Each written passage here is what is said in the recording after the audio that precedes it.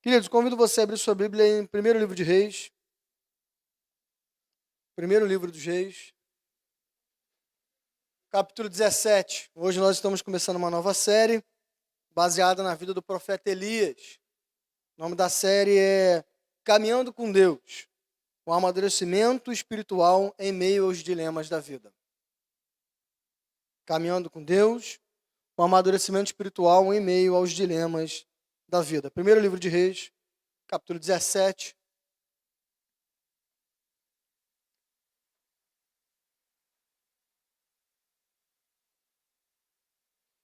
Antes de ler a passagem, eu vou ler uma passagenzinha do ladinho, 1 Reis 16, do 29 ao 33, só para a gente, na própria Bíblia, ver um pouquinho do contexto onde Elias estava inserido.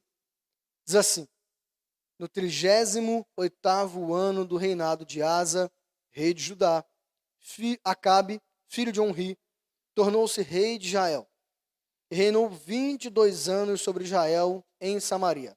Acabe, filho de Onri, fez o que o Senhor reprova mais do que qualquer outro antes dele.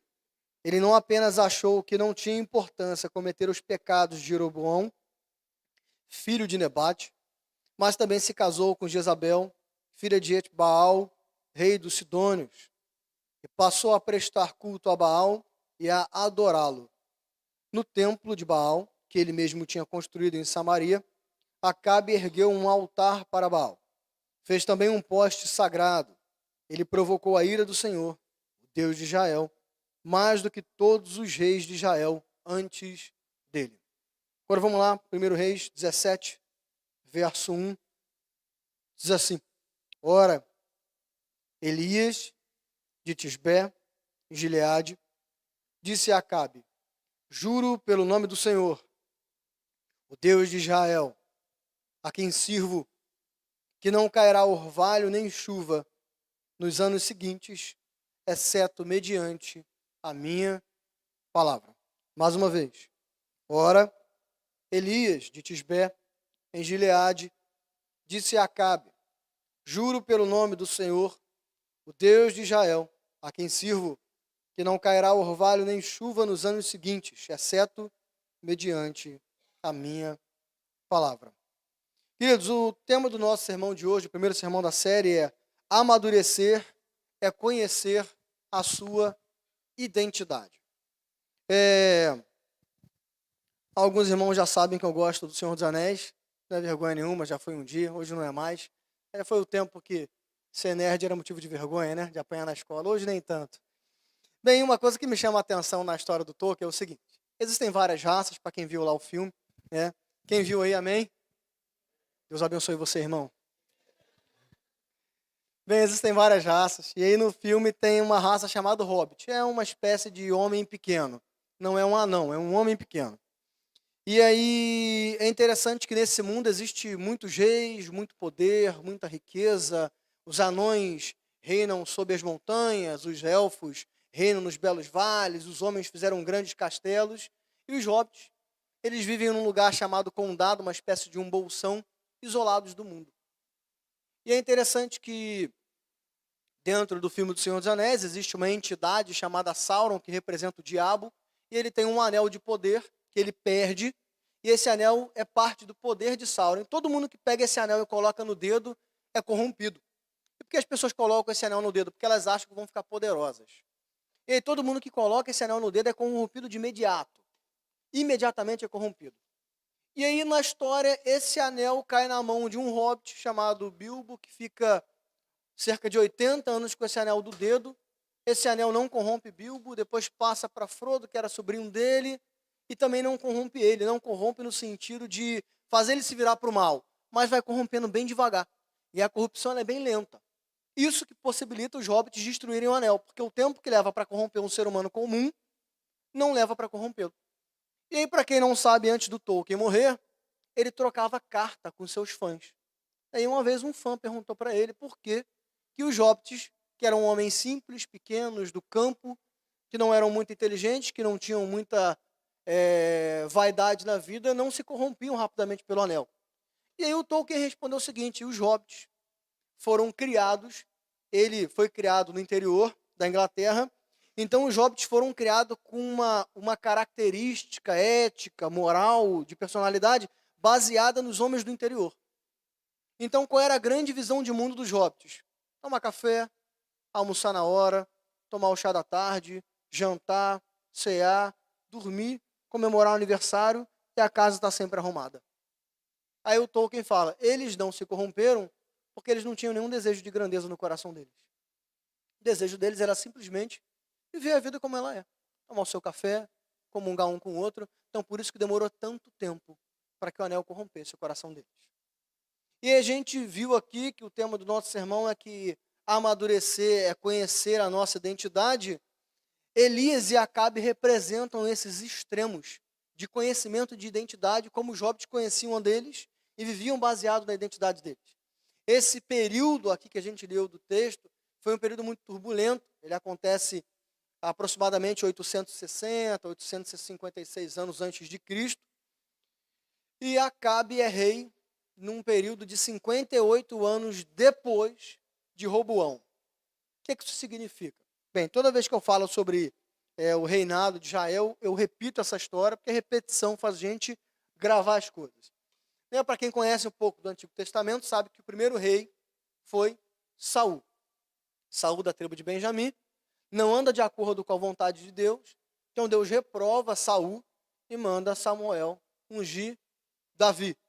Depois de Davi, vem o seu rei, o seu filho, Salomão. Depois de Salomão, vem o seu filho, Roboão. E aí Roboão ele é colocado como rei em Israel. E aí o povo vem e pede para Roboão um governo um pouco mais brando que o de Salomão. O reino de Salomão foi um reino de muito trabalho, de muitos impostos. E Roboão não sabe o que responder, ele era jovem. Ele vai para os mais velhos, para os mais experientes e pergunta, como que eu faço para governar em paz? E os mais vividos, os mais experientes falam, olha Roboão, seja amigo do povo. Ouça o que eles estão pedindo. Caminha lado a lado com eles e você vai governar em paz. Só que Roboão não ficou satisfeito com isso. Um rei não quer saber que, para governar, você tem que ouvir o que o povo vai dizer. E aí ele, eu sou rei, sou rico, posso fazer o que eu quiser, você é amigo do povo. E ele vai procurar os mais jovens. E os mais jovens falam, olha Roboão, você é o rei, você que manda, faz o que você quiser. E aí Roboão faz uma assembleia geral dentro de Israel, vira para o povo e diz, olha, se meu pai tratou você com chicotes, eu tratarei vocês com escorpiões. Se o chicote do meu pai foi pesado para as costas de vocês, o meu dedo mindinho será muito maior. Eu faço o que eu quiser. Eu sou o rei de Israel. E aí há uma cisão. Há uma rebelião dentro de Israel, liderada por Jeroboão, que a gente leu aqui em 1 Reis 16. E Jeroboão tem um levante civil, e a partir de então, o reino de Israel, que era um reino só, ele se divide. Então agora, no reino do sul, nós temos os reis da linhagem de Davi, que passa a ser chamado de Judá, capital Jerusalém, que fica a tribo de Judá e metade da tribo de Benjamim, e as outras 10 tribos e meia vão para o norte. E como eles são maioria, eles se chamam de Israel, capital Samaria.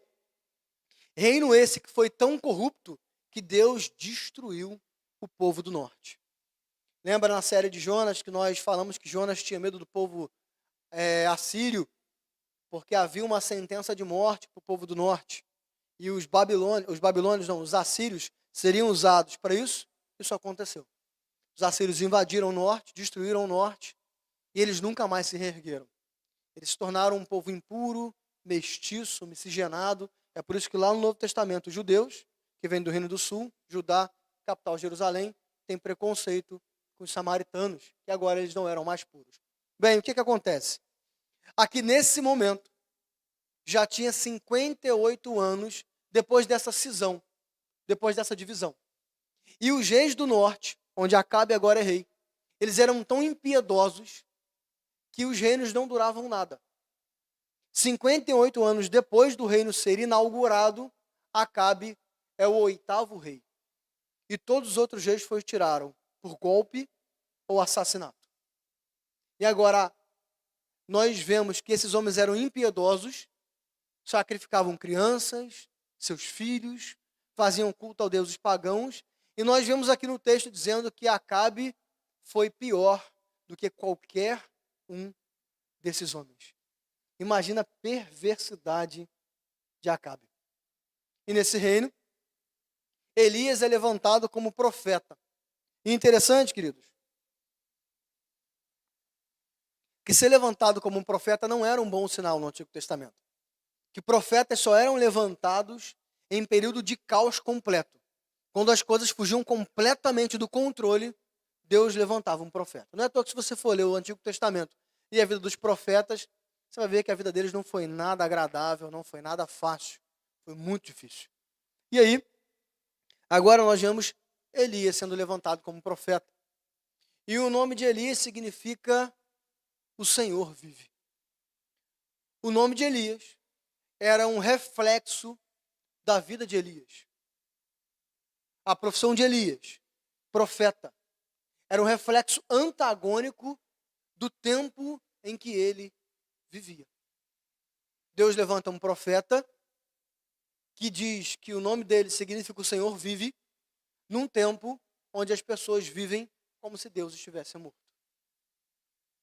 E agora, olhando para o começo desse texto, nós já aprendemos já algumas lições bem interessantes. Nós vemos que no Novo Testamento não existe mais profeta. Nós não vemos nenhum profeta no Novo Testamento igual era no Antigo Testamento. Hebreus fala que, havendo Deus falado muitas vezes, de muitas formas, de outras maneiras, agora fala por meio da palavra de Deus. Mas a partir do Novo Testamento, o termo profeta e profecia, ele continua existindo. Profeta é todo aquele que diz professar o nome de Cristo. E profecia é a pregação do nome de Cristo. Então, quando alguém se coloca a pregar o evangelho de Cristo, ele está sendo um profeta, levando uma profecia. E o que Elias nos ensina, trazendo para a nossa vida hoje? Todos aqueles que foram chamados por Cristo Jesus se tornam profetas dele. Aqueles que pregam que ele está vivo. Aqueles que pregam a palavra de Cristo no mundo. E olhando para esse período de caos, nós vivemos numa sociedade hoje que nós percebemos que ela não está muito distante, ou está inclusive pior do que no tempo de Elias e Acabe. E aí nós temos um grande problema. Existe uma frase muito problemática, que muitas pessoas dizem que hoje é complicado pregar o evangelho porque as pessoas não querem saber de Jesus. Mas os lugares mais propícios a se pregar o evangelho, os momentos mais propícios a se pregar o evangelho, é o momento onde as pessoas não querem Jesus. E aí essa é a primeira avaliação que nós fazemos. A vida de Elias representava o Deus que chamou Elias, mesmo num tempo adverso. Nós vamos ver no decorrer da série que Elias sofreu inúmeros problemas, perseguições, solidão, afrontas, desencantamentos pelo fato dele marchar ou remar contra a correnteza. E olhando para o tempo em que nós vivemos, e sabendo que Deus nos chamou, será que nós temos vivido como Elias? Ou nós temos nos permitido diluir na sociedade como aquele povo que se diluiu sob o governo de Acabe? Porque todos aqueles que foram chamados por Cristo, eles não são mais dominados, direcionados pelo governo do mundo. Não são. Nós respeitamos a lei ao qual nós prometemos seguir. Nós não cometemos crimes, nós pagamos os nossos impostos, mas acima de todas as coisas está a palavra de Cristo. Ela é o nosso norte. Ela é a nossa bússola. E nesse tempo de cancelamento, será que nós temos mantido firme a nossa postura de servos de Deus? Será que nós temos mantido firme a nossa postura de profetas chamados por Cristo Jesus? Como andam as nossas conversas nos círculos sociais que nós pertencemos? Como andam as nossas postagens nas redes sociais? Quais são os tipos de coisas que nós curtimos nas redes sociais? Quais são os tipos de coisas que nós assistimos nas televisões, nas nossas casas? Quais são as metas que nós temos para a vida? Aonde, num tempo tão diluído pelo pecado, nós dizemos que vivemos como profetas de Deus. Elias sabia quem ele era. Existiam dilemas para serem enfrentados. E Elias sabia muito bem que dilema era esse. Tiago capítulo 5, versos 10 e 11, diz que quando Elias vai falar com Acabe que não ia chover, antes ele gastou tempo orando a Deus, pedindo permissão para que não parasse, para que parasse de chover. Elias sabia tudo o que ia acontecer. E mesmo assim, ele manteve o pé firme e foi diante de um rei falar contra o pecado da nação. Elias não foi diante do pai, do irmão, do amigo, do coleguinha, do inimigo. Elias foi diante de uma figura que poderia inclusive mandá-lo matar. E lá na frente nós vemos que Acabe e sua esposa Jezabel tentam matar Elias. E nós vemos que Acabe e sua esposa Jezabel mataram outras pessoas por muito menos. Acabe queria uma terra, uma vinha do lado do palácio dele. Ele negocia com aquele homem para vender aquela terra, para comprar aquela terra. Aquele homem, não vou vender essa terra não, porque essa terra está na minha família há muitos anos. Eu quero continuar cuidando dela como os meus antepassados cuidaram. Jezabel simplesmente manda decapitar aquele homem, matar num julgamento às escondidas, e ela dá aquela terra para Acabe, que aceita feliz da vida. É diante desse homem que Elias está lançando uma ameaça. E o texto nos fala que Elias era um homem de Gileade. E isso fala muita coisa para a gente. Gileade era um reino simples, montanhoso, pedregoso, de homens que cuidavam de rebanho, que grande parte do trabalho deles era ao relento. Eram homens que não tinham muito contato com a capital, Samaria. Eram homens que não tinham muito desejo de riqueza. Lembra dos hobbits? Tinha muito desejo de riqueza, tinha muito afã nos meios políticos, não se importava com o argumento de política, qual bandeira você levanta ou não. Eles simplesmente seguiam a vida dele. Deus escolhe Elias porque ele sabia do caráter de Elias. Deus escolhe Elias porque ele sabia que Elias e conhecia a identidade a qual ele pertencia. Ele chama um homem rústico, simples, sem muitas ambições, para estar no meio de um povo complexo, vaidoso, com muitas ambições. Deus mandou Elias literalmente para o olho do furacão, porque Elias sabia qual era a identidade dele. E todos os dias, queridos, quando nós saímos das nossas casas, nós saímos para o olho do furacão. A gente nunca imaginou que conversas à mesa com parentes fosse resultar em brigas. Apesar que tem família que é mais brigona e mais barulhenta, não é verdade, irmãos? Mas agora, você usar um termo diferente para a cor da pele, você usar um termo diferente para um argumento político, você ter uma bandeira política, você ter uma posição cristã, você ser calvinista e não arminiano, você ser dispensacionalista e não ser continuista, tudo agora é motivo de briga. Então, quando nós acordamos, todos os dias, no tempo complexo em que nós vivemos, nós já sabemos que vamos enfrentar muitos dilemas da vida. Já não basta os próprios dilemas que a vida nos traz. E são muitos, irmãos. São dilemas pessoais. Ter todos os dias que lidar com o seu próprio pecado, com a sua própria vaidade, com suas próprias tentações. Ter que lidar com aquele que você convive dentro de casa, ele lidando com suas próprias vaidades, com suas próprias tentações, com seus próprios pecados, com suas próprias dificuldades. Ir para o trabalho, ir para a faculdade, lidar com as tentações, com as dificuldades, com os pecados dos outros, e nesse todo, saber que a sua posição de vida, ela é considerada retrógrada, arrogante, antiquada, preconceituosa, patriarcal, como se patriarcal necessariamente fosse uma coisa ruim, não é? Fundamentalista, como se também fundamentalista fosse necessariamente uma coisa ruim, não é? Vivemos num tempo de limitação com termos do dicionário. E aí, como você tem vivido nesse olho do furacão? Elias, um homem simples, que manteve a sua simplicidade diante de todas as tentações da vida. Nós temos as nossas metas de vida. Eu não estou dizendo, queridos, que nós temos que ser como Elias, né? Que nós temos que ser rústicos, ignorantes, ter o mínimo possível. Não estou dizendo isso. Que Deus abençoe as suas metas de vida. Deus abençoe suas finanças. Que você tenha uma finança equilibrada. Que você tenha um bom dinheiro guardado no banco para não depender necessariamente do Estado. A gente viu quantas reformas estão acontecendo por aí. Que Deus te dê uma casa melhor, um carro melhor, uma saúde melhor, uma roupa melhor, uma comida mais gostosa.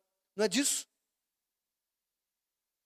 O que a gente está falando é o seguinte: Elias conhecia sua identidade a ponto de, no olho do furacão, não vender a sua identidade. O problema é que muitos de nós estamos no olho do furacão todos os dias vendendo a nossa identidade em Cristo.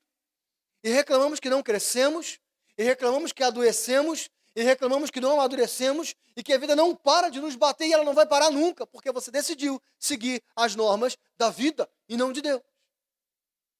A partir do momento que nós abandonamos a nossa identidade cristã, qualquer identidade nos surra no chão da vida.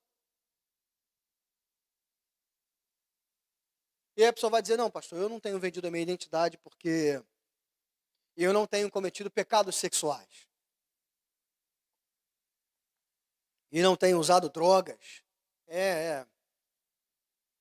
Países sul-americanos tendem a achar que pecado é só pecados sexuais, né, e drogas. Enquanto isso, existem muitas pessoas abandonando a sua família, estando presentes, por causa de hobby, para ganhar um pouco mais, para ser promovido. Não vê o filho crescer.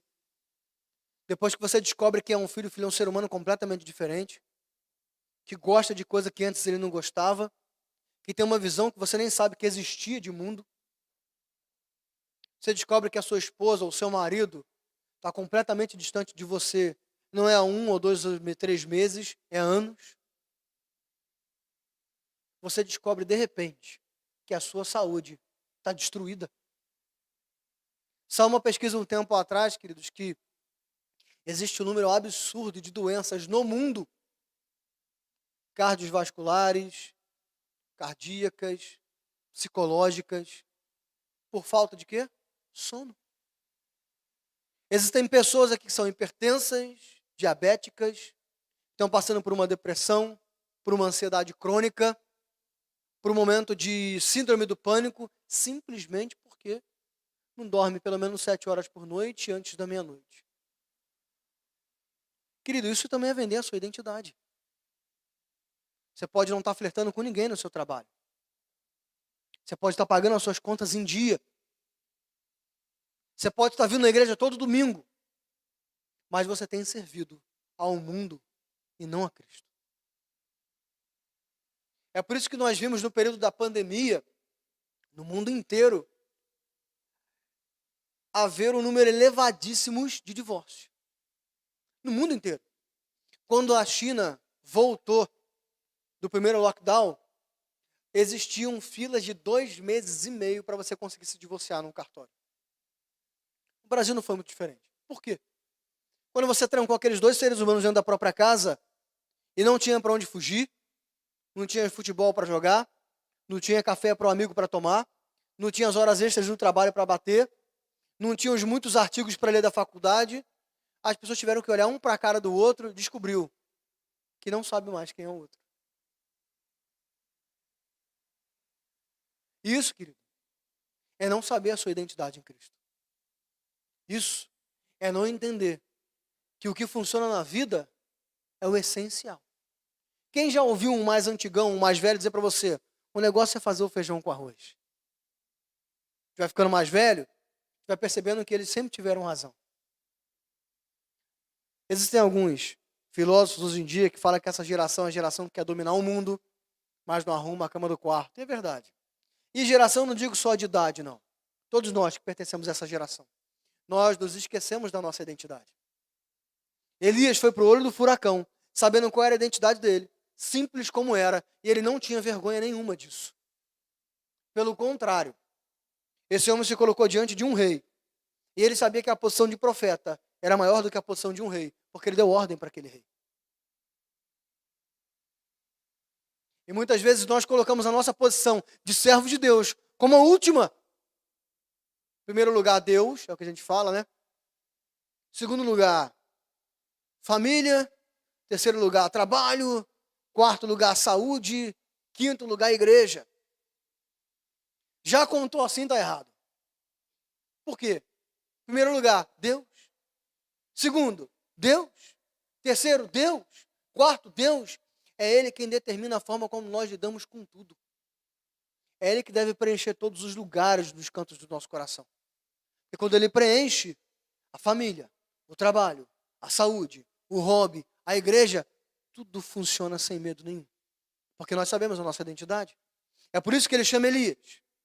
Um homem que sabia a sua identidade, simples como era, mas o que significava, acima de todas as coisas, é que ele tinha uma identidade em Deus.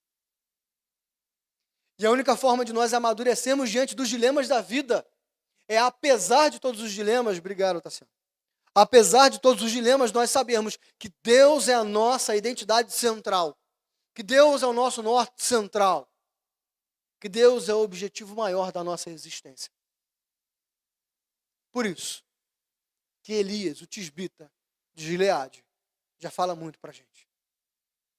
E esse homem chega diante de Acabe, de um rei, e diz: juro pelo Senhor, o Deus de Israel, a quem sirvo, que não cairá orvalho nem chuva nos anos seguintes, exceto mediante a minha palavra. Foram 3 anos e meio de seca completa. E a primeira coisa que esse homem fala: juro pelo nome do Senhor. Essa sentença no Antigo Testamento, juro pelo nome do Senhor, é alguém que estava cumprindo uma ordem de Deus, se colocando à disposição de sofrer se não a cumprisse. Então, se você no Antigo Testamento ouve alguém dizer assim, ó, juro pelo nome de Deus, você já sabe que alguém está falando o seguinte: olha, Deus mandou fazer uma coisa, e se eu não fizer, ele pode me matar. É isso que Elias está dizendo. Só que Elias está falando um juro pelo nome do Senhor, e na maioria das Bíblias, pelo menos as impressas aí, o Senhor está todo em caixa alta, está todo em letra maiúscula. Todas as vezes que nós vemos isso no Antigo Testamento, ele está usando o nome próprio de Deus. Né? Alguns chamam Iavé, Ieoa, Jeová. Isso aí é indiferente. Ele está usando o nome porque ele quer identificar, no mundo de muitos deuses, quem era o Deus dele. E eu te pergunto, no mundo de tantos deuses, quem é o seu Deus? E eu falo sobre muitos tipos de deuses diferentes. Hoje em dia existem pessoas que endeusam o trabalho. Existem pessoas que endeusam o currículo. Existem pessoas que endeusam a saúde estética. Existem pessoas que endeusam a família, que endeusam a igreja. Existem pessoas que endeusam filosofias. Existe gente que te descarta por causa da bandeira política que você levanta. Por quê? Porque a bandeira política para ela se tornou essencial. É o norte da vida dela. Existem pessoas que nos descartam por causa de posição teológica. E nós temos várias posições teológicas terríveis da sociedade que nós vivemos. Nós temos hoje a teologia liberal. Hoje não, a teologia liberal ela é antiga. Ela ganhou muita força depois da Segunda Guerra Mundial. A teologia liberal é uma teologia que nós chamamos que ela usa um método histórico crítico. E a centralidade da teologia liberal é demitificação. Falando grego, não é verdade, irmão? Falei, não falei nada. O que significa? A teologia liberal, ela fala que a Bíblia ela é um manual filosófico de conduta. Só, acabou aí. Não existe vida após a morte. Não existe anjos, demônios, inferno, pecado. O que interessa é a moral da história. Jesus morreu e ressuscitou. Mas para eles não ressuscitou de fato. Para eles Jesus está vivo porque a gente continua falando o nome dele. Não porque ele está vivo. E isso tem crescido no Brasil. Existem pastores famosos que pregam no YouTube, que a gente compartilha, ouve e curte. Alguns deles são homens muito inteligentes, que têm alguma coisa a nos dizer. Mas quando fala de Jesus, eles não têm nada a dizer a gente. E existem cristãos que estão sendo engolidos pelo endeusamento da teologia liberal. Existe agora a teologia progressista, né, que o que importa é o amor. Jesus não chamou você para você viver igual um animal selvagem baseado no seu amor. Isso é instinto selvagem. Isso não é ser humano. O ser humano vive pelo amor, pela justiça, pela ética, pela moral, pela disciplina. Existem várias outras raízes que saem da existência de um ser humano. Mas existem cristãos dizendo que o que importa é amar e não importa a forma dele. O endeusamento da teologia. Existem cristãos místicos, que leem o seu horóscopo todo dia. Parece engraçado, mas tem. Eu conversando com o irmãozinho uma vez. Irmãozinho, pastor, fulano outro dia me deu uma resposta atravessada, eu não liguei não, sabe, pastor? De câncer. Eu dei o piripaque do Chaves, irmão. Travei. O que eu falo? Eu lembrei de Salomão, que o sábio que se troca com tolo se torna tão tolo quanto. O que eu fiz?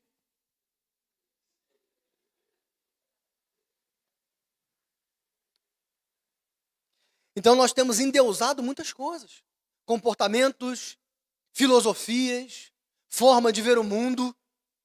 E ele está dizendo o seguinte para Acabe: olha, no mundo de muitos postes ídolos, de muitos cultos, de muitos deuses, de muitas tentações, no mundo onde eu posso ser perseguido, eu estou dizendo para você o seguinte, Acabe: eu sei quem é o meu Deus. E só existe identidade cristã quando nós sabemos a que Deus nós pertencemos. Só. É por isso que nós vivemos no mundo, irmãos, de muitos modismos. Você encontra uma pessoa hoje ela está se vestindo de um jeito. Daqui 1 ano e meio, ela parece um outro ser humano, com uma roupa completamente diferente, um estilo completamente diferente, um cabelo completamente diferente, e daqui a 3 anos também. Porque o que dita o coração dessas pessoas é a moda. E ele está dizendo o seguinte: Acabe, no mundo de muita transitoriedade e de falta de identidade, eu tenho a minha. Ele é Deus, o Senhor. Juro pelo nome do Senhor, o Deus de Israel. Essa sentença aqui é maravilhosa. Porque Acabe está dizendo o seguinte, ou melhor, Elias, ou Acabe, você trouxe outros deuses para cá. E vocês cultuam outros deuses. E vocês abandonaram Deus. Mas eu digo para você, essa Israel que não serve a Deus, pertence a Deus, irmão. É dele. A nossa vida pertence a Deus. Não importa qual a sua filosofia hoje, seja política, seja de vida, seja de estética, seja profissional, é Ele que você pertence. E Ele já está lançando essa sentença ao nosso coração. Vocês pertencem a Ele. E como tem andado nossa identidade diante disso? Nós vivemos como alguém que pertence ao Deus de Israel? Nós podemos dizer isso? Será que a gente pode hoje na nossa reunião de família? Será que a gente pode hoje na empresa, na academia, na faculdade, chegar na frente de todo mundo? Olha, irmãos, existe um Deus, único. E é Ele que eu sirvo. Qual vai ser a reação das pessoas à sua volta? Se for zombar do seu Deus, isso aí é um fruto da sociedade que nós vivemos. Mas se for zombar de você, porque você não reflete isso, isso mostra que a sua identidade não tem sido Deus. E eu digo uma coisa para você. É a Ele quem você pertence. E a sua identidade só vai ter paz, tranquilidade, sentido nele. E se eu não quiser? Aí vem a sentença de Elias. Dizendo para você o seguinte, Acabe. A partir de hoje, não chove mais em Israel. Elias era um cara rústico na forma de lidar. Porque quando ele fala que não vai chover em Israel, ele não está falando só da chuva. Quem era o principal Deus de Israel agora? Baal. Baal era Deus do quê? Da chuva. Ele está dizendo o seguinte, essa terra pertence, tão bem pertencida a Deus, que a especialidade do seu Deus partir de agora, vai acabar. Ele não é capaz de fazer mais chover nessa terra. Vai haver seca, Acabe. E eu quero ver o que você vai fazer. Não importa os deuses que nós servimos. Não importa o quanto ele é agradável. Não importa se você tem obtido sucesso no seu trabalho. Não importa se sua estética tem ficado cada vez mais simétrica. Não importa se você tem visto ou lido cada vez mais livros. Não importa se você tem vencido muitos debates. O que Jesus tem para nos dizer nessa noite é: você é meu. E eu tenho um poder, inclusive, de acabar com tudo que para você faz sentido. E essa é a primeira sentença que Elias já dá, no primeiro discurso, como profeta. Ou a sua vida tem sentido em Deus, ou ele arranca tudo que tem sentido para você encontrar e perceber que só nele há sentido.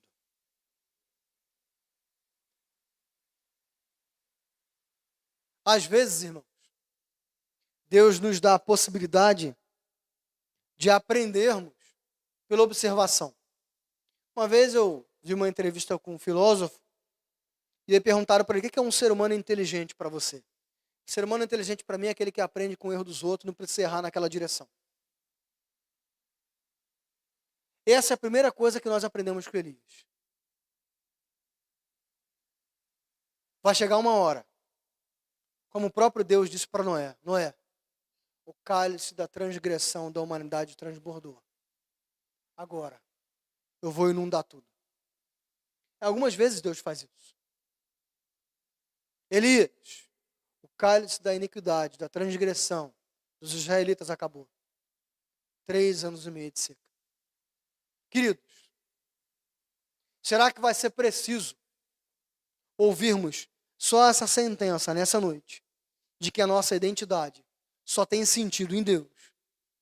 Ou vai ser preciso Deus fazer com que bata na porta da nossa casa 3 anos e meio de seca, para você entender que os seus deuses são frágeis, fracos, limitados e passageiros? Porque se ele tiver que fazer, ele vai fazer sem pena nenhuma. Porque a pena, a misericórdia, está simplesmente no fato dele fazer. Que nós avaliemos como tem andado a nossa identidade em Deus. Como nós temos enfrentado e vivido os dilemas da vida. E que saibamos que mesmo no mundo de tanta transitoriedade, de tantas pressões, Cristo é o único sentido para a nossa vida. Vamos orar?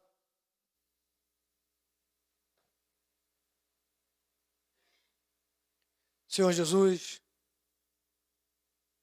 nessa noite, Pai, nós reconhecemos que a vida é complexa. Levar o alimento no final do mês para casa tem se tornado cada vez mais difícil. Ter uma aposentadoria garantida está cada vez mais difícil. Ter o próprio imóvel onde morar, ter um carro, está cada vez mais difícil. Pagar os estudos, ter uma profissão. Está cada vez mais difícil ser aceito e mantido nos círculos sociais. Por causa dessas tensões, por causa dessa complexidade, muitas vezes nós temos vendido, Pai, a nossa identidade. Nós temos nos esquecido quem nós somos, por que nós fomos chamados.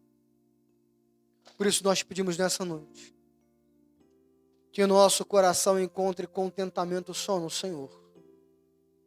Se por algum acaso nós temos nos perdido com os discursos políticos, filosóficos, religiosos do mundo que nós vivemos, que os nossos ouvidos passem a ouvir somente a sua palavra, que os nossos ouvidos passem a ouvir somente a sua voz, que o nosso coração encontre calma, tranquilidade, segurança, contentamento só no Senhor.